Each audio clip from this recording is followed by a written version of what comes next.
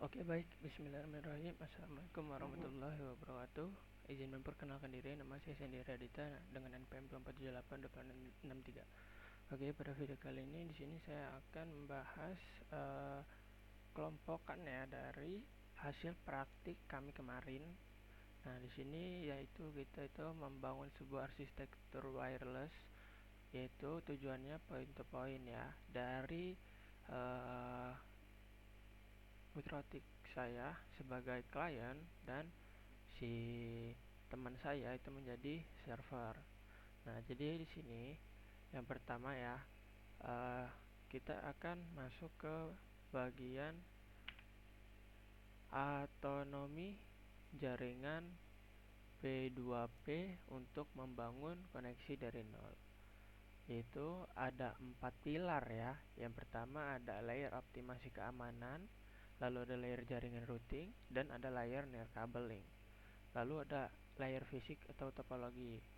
Nah, jadi pendekatan dari arsitektur yang saya sebutkan barusan itu memastikan link dari near kabel tersebut tidak hanya terhubung, tetapi juga itu stabil ya.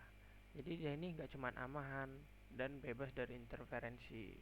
Jadi dia ini juga bisa mengamankan sebuah jaringan tanpanya dimasukkan dari jaringan lain seperti itu.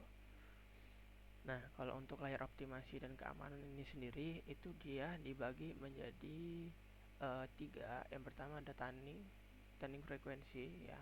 Lalu kita setting ACL-nya. Lalu ada bandwidth test. Bandwidth test ini itu untuk melihat seberapa cepat uh, jaringan tersebut berjalan. Dan caranya juga untuk bandwidth test ini kita itu perlu setting di bagian list apa itu ya, untuk MAC address dari si klien tersebut untuk bisa kita akses seperti itu. Nah, lalu untuk layer jaringan itu kita harus menyamakan IP address karena di sini kita menggunakan static IP ya, bukan automatic IP. Nah, di sini kita menggunakan static IP. Nah, jadi kita samakan IP milik kita dengan milik si klien atau teman saya. Nah, lalu ada layer near cabling ya, konfigurasi AP dan station. Nah, jadi di sini kan dibagi menjadi dua, yaitu AP ya. AP ini bridge, AP bridge ya, AP bridge dan station bridge. Nah, di sini saya itu uh, sebagai station bridge dan teman saya ini sebagai AP bridge. Nah, di sini untuk di bagian saya itu settingnya milik saya sendiri untuk terhubung ke si AP bridge, dan si AP bridge tersebut juga harus mengkonfigurasi dirinya sendiri untuk konfigurasi ke arah kita agar dia bisa tersambung seperti itu. Nah, lalu di sini untuk layer fisik atau topologi itu membangun rute dasar. Ini mungkin sederhana lah ya untuk di bagian kali ini. Oke, kita lanjut. Nah, di sini selanjutnya itu adalah topologi jaringannya. Jadi topologi jaringannya itu gambarannya seperti ini. Misal nih, laptop kelompok AP station ya, AP station, AP bridge. Nah, AP bridge ini milik teman saya dan mikrotik AP bridge. Nah, mikrotik ini kita miliki sendiri-sendiri dari untuk setiap kelompok ya. Nah, untuk kelompok saya itu mendapatkan station bridge. Jadi di sini saya konfigurasi station bridge. Jadi topologinya laptop, kabelan, mikrotik dan station bridge dikonfigurasi bagian station bridge untuk menghubungkan ke mikrotik AP bridge seperti itu. Lalu kita lanjut aja ya ke dikotomi P2P memahami peran AP dan station. Nah, jadi di sini tuh ada AP bridge. AP bridge ini itu perannya ya, pemancar broadcaster menyediakan jaringan. Nah, sedangkan si station bridge ini hanya menerima scanner terhubung ke jaringan. Jadi, si station bridge ini menghubungkan lewat scanner. Scanner ini fungsinya untuk menghubungkan si AP bridge. Nah, jadi kita konekin tuh dari station bridge ke AP bridge agar si AP bridge dan station bridge ini bisa terhubung sebagai perannya. Nah, untuk mode wireless itu tetap ya sendiri-sendiri. Untuk AP bridge ya berarti AP bridge. Untuk station bridge berarti station bridge. Nah, untuk target operasi, sini kita menentukan frekuensinya nih. Nah, kalau misalnya frekuensi dari si AP bridge-nya ini 2412 MHz, berarti itu ada di channel 1 dan SSID. Nah, jadi kita di bagian station bridge itu konfigurasi pada wirelessnya itu harus menyamakan frekuensi tersebut. Jadi saat kita melakukan scanning itu, dia akan mencari SSID si target. Ya, misalnya si bagian AP bridge ini menamakan eh, nama WiFi-nya itu adalah SSID ya. Nama SSID-nya adalah kelompok 6, kelompok 6 ya. Lalu sebagai station bridge saya sendiri ya. Nah, itu melakukan scanning untuk mencari SSID target. Jadi dia nanti bisa terlihat nih SSID-nya itu ada apa saja sih gitu kan. Nah, lalu di sini nih yang paling penting nih, lokasi IP base. Nah, karena kita di sini menggunakan statik, nah, ya networknya itu adalah 192.168.6024. Nah, otomatis si AP bridge memberikan IP-nya untuk diri dia sendiri itu adalah 192.168.6.1/24. Nah, sedangkan si station bridge ini hanya mengikuti dari lokasi IP base dari AP bridge. Nah, jadi si station bridge ini IP-nya adalah 192.168.6.2/24. Nah, jadi intinya di bagian AP bridge dan bridge station ini itu adalah kedua mode yang saling bekerja sepasang kunci dan gembok. Misalnya nih, konfigurasi parameter nirkabel, SSID, band dan channel itu harus memiliki cocokan absolut agar tautan itu terhubung. Jadi intinya semua itu harus saling seiras ya agar dia bisa terhubung seperti itu. Oke, kita lanjut aja ke slide selanjutnya. Nah, di bagian ini adalah kita mengkonfigurasi sisi AP untuk membangun pusat transmisi. Nah, jadi di sini bisa kalian lihat ya, ada gambaran dari wireless WLAN 1 itu settingan dari AP bridge milik teman saya.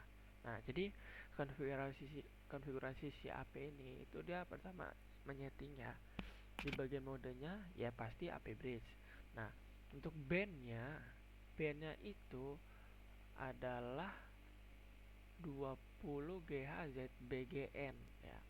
Nah, milik si saya juga itu harus seperti itu. Dan untuk channel width-nya itu 20 Hz, untuk frekuensi itu di 2412 atau channel 1. Lalu SSID itu kelompok 10 ya.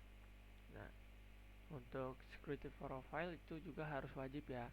Ketika saya menggunakan security profile, si AP Bridge juga wajib menggunakan security profile. Dan misalnya si AP Bridge itu menggunakan security profile, si Station Bridge juga wajib menggunakan security profile. Itu untuk memberi password ya. Nah, yang pertama, AP Bridge ini untuk apa sih? AP Bridge ini untuk mengubah sebuah antarmuka WLAN 1 menjadi access point utama. Jadi, si AP bridge ini adalah akses point pertama ya, utama untuk terhubung ke mode station seperti itu. Lalu 20 GHz, BGN 20 dan 20 MHz itu adalah standar koneksi optimal untuk jarak jauh dan penetrasi penghalang. Supaya apa? Jadi saat dia jauh atau tertutup tembok itu dia masih bisa terkoneksi seperti itu. Lalu 2412 itu adalah frekuensi atau bisa dibilang channelnya, dan kelompok 10 itu menentukan identitas unit jaringan dan saluran operasi dari ID broadcast. Nah, untuk kelompok 10 itu adalah kelompok saya ya. Nah, selanjutnya kita lanjut aja ke slide selanjutnya. Nah, di sini kita sudah masuk ke konfigurasi sisi station. Di sini saya sudah mulai memindai dan mengunci sinyal. Nah, caranya seperti apa? Kita mulai scanning nih. Nah, itu kalian lihat ya. Di bagian radar scanning ada namanya kelompok 6, benar nggak? Nah, Jadi fitur scanner ini digunakan untuk memetakan kepadatan ruangan udara atau bisa dibilang airspace lah ya, dan mendeteksi BSSID serta kekuatan sinyal target. Nah, si mode station ini itu harus menggunakan station bridge di bagian modenya. Untuk apa? Mengizinkan router menangkap pemancaran SSID dan menjembatani lalu lintas MAC secara transparan. Nah, jadi tindakannya itu adalah setelah SSID target ditemukan pada frekuensi 2414 MHz, itu kita klik connect ya. Kita klik 2 kali aja, lalu kita klik connect untuk memulai HARSEX nirkabel untuk menyambungkan satu sama lain. Lalu di sini kita lanjut aja ke slide selanjutnya. Nah, di slide selanjutnya ini kita sudah mulai masuk ke verifikasi HARSEX nih. Validasi koneksi 2 layer. Nah, di bagian koneksi 2 layer ini, yang pertama itu adalah registration. Registration ini kegunaannya apa sih? Registration ini adalah kegunaannya untuk melihat sebuah jaringan yang memverifikasi bahwa sudah terhubung atau belumnya ya. Nah, di bagian registration ini itu kan bisa kalian lihat adanya MAC address ya. MAC address itu adalah tujuan dari si milik saya. Jadi sebenarnya tampilan gambar ini yang di bagian wireless table ini yang di registration adalah milik teman saya. Nah, jadi di bagian MAC address itu adalah konfigurasi identitas perangkat keras lawan. Supaya apa? Supaya bisa terkoneksi dan tersambung. Nah, untuk interface ya seperti biasa sama-sama WLAN 1, dan untuk di bagian uptime-nya itu adalah durasi link yang telah berhasil terbentuk. Nah, tandanya uptime ini itu untuk melihat sebuah mikrotik itu sudah saling terhubung. Dia bakalan terlihat nih, itu udah terhubung berapa menit, berapa jam gitu kan. Nah, di sini bisa kalian lihat sudah 2 menit 56 detik ya untuk di bagian tersambungannya. Nah, untuk TRX dan RX sinyal itu adalah untuk mengindikasikan kualitas sinyal. Misalnya kan di bagian milik saya itu adalah minus 29 atau minus 27 dBm ya. Nah, itu berarti mendeteksi 0. Nah, sinyalnya itu benar-benar kuat nih. Kenapa? Karena dia lebih dari 0. Kalau dia 0 ke bawah, misal minus 1, berarti dia tetap bagus. Minus 1, minus, ya ini minus ya. Kalau dia minus berarti nambah bagus. Kalau dia ke atas, berarti dia jelek, seperti itu. Oke, kita lanjut aja ke slide selanjutnya.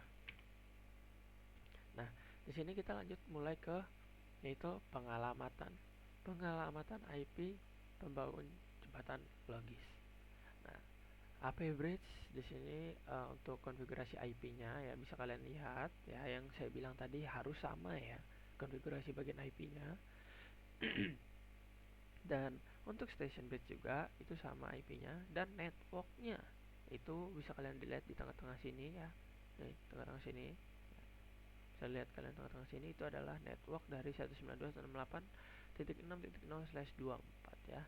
Nah, jadi agar keduanya ini saling terhubung ya untuk bertukar sebuah paket data, jadi si antarmuka wireless WLAN 1 itu masing-masing perangkatnya harus berada dalam satu segmen jaringan atau subnet yang sama gitu. Oke, kita lanjut aja ke slide selanjutnya. Nah, di sini saya sudah mulai mencoba pengujian ping konfigurasi mulai end to end ya. Nah, di sini hasil yang saya ping itu kemarin seperti ini ya.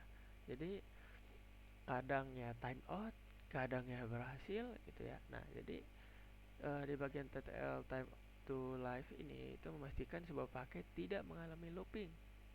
Nah, untuk time latency waktu tempuh paket misalnya 0 ms min 25 menunjukkan koneksi lokal yang sangat responsif.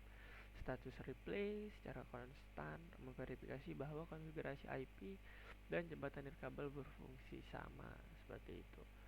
Oke, kita lanjut aja ke slide selanjutnya. Nah, di slide selanjutnya ini adalah frekuensi dari optimasi spektrum.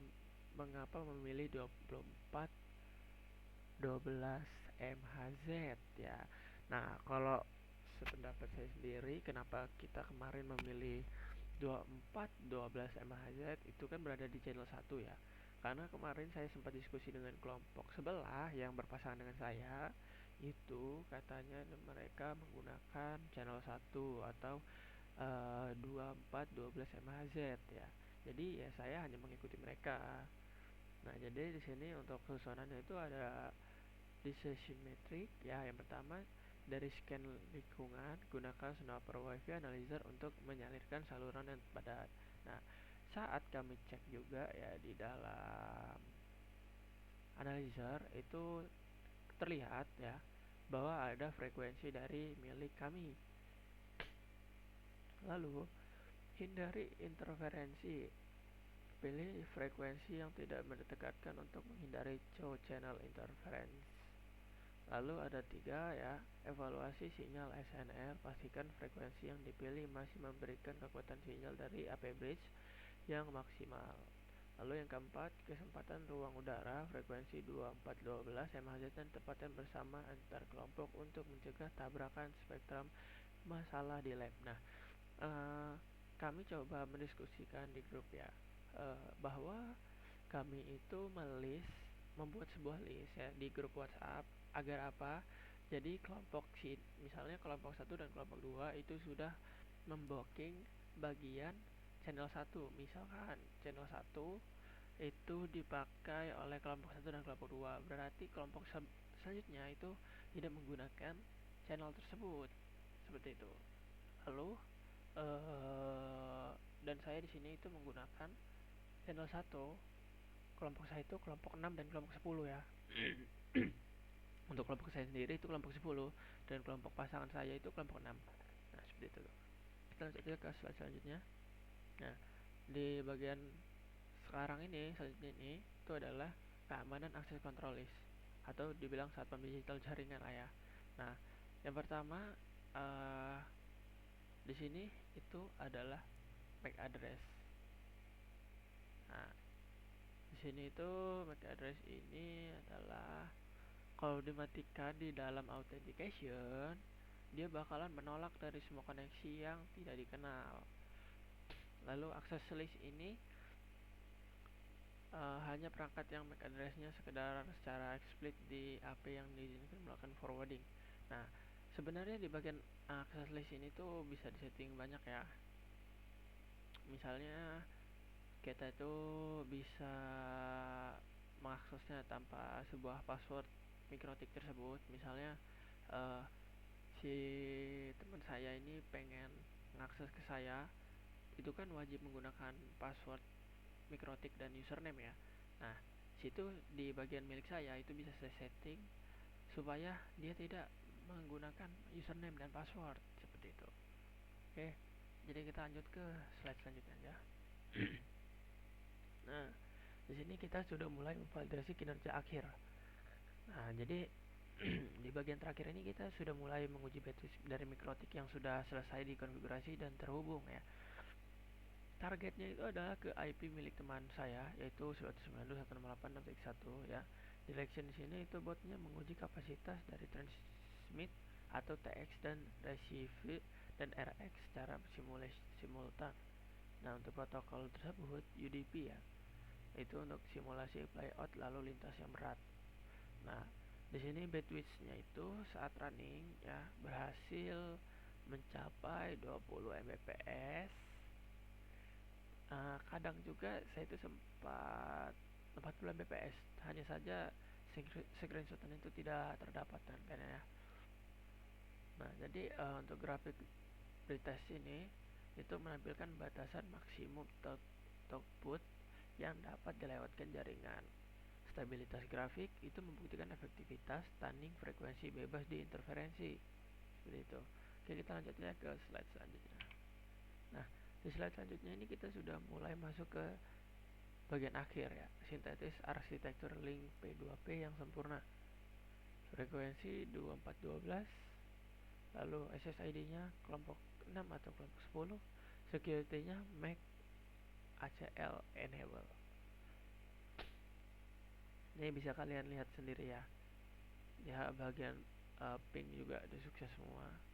Lalu untuk koneksi nirkabel P2P kelas enterprise itu bukanlah sebuah kebetulan, tapi adalah hasil penyelarasan sebuah posisi antara di mana mode peran layer 2, pengamatan layer 3, lalu optimasi frekuensi udara dan filter akses keamanan. Oke, kita lanjut aja ke slide terakhir. Slide terakhir ini itu adalah kesimpulan dan standar operasional praktik. Jadi kecocokan dari parameter utama, lalu ada manajemen spektrum dan wajib, koneksi routing layer 3, pertahanan berlapis.